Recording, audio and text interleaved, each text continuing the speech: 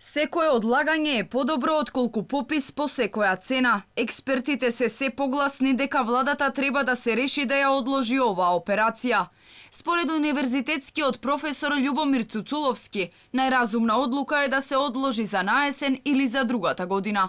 Бојкотот и стравот на граѓаните да отворат врата може да придонесат за невалидни резултати. Ако и покрај сите предупредувања пописот се одржи, тогаш неговото одржување ќе предизвика бројни ефекти со негативен предзнак. Ретко кој од населението, особено неалбанското, ќе верува во конечните резултати, бидејќи самата опозиција не верува дека законот за попис е донесен според сите законски процедури.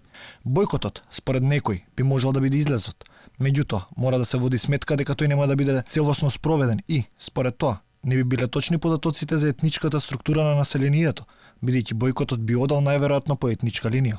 Опозицијата многу пати предупредуваше дека пописот ќе биде политичка операција и дека се работи за однапред договорени проценти.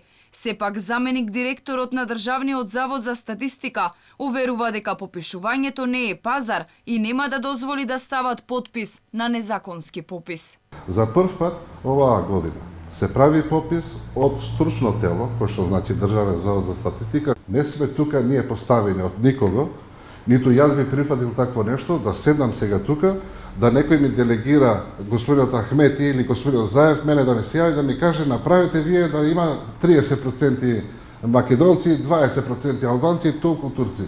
Ова не е пазар. Власта и опозицијата и понатаму со спротивставени ставови околу пописот. Владините представници ги повикуваат граѓаните да се вклучат во статистичката операција, уверувајќи дека ќе биде безбедна по нивното здравје. За опозицијската ВМРО ДПМН и понатаму попис во време на пандемија е лудост. Пописот најверојатно ќе биде една од темите на која ќе разговараат Заев и Мицкоски на лидерската средба.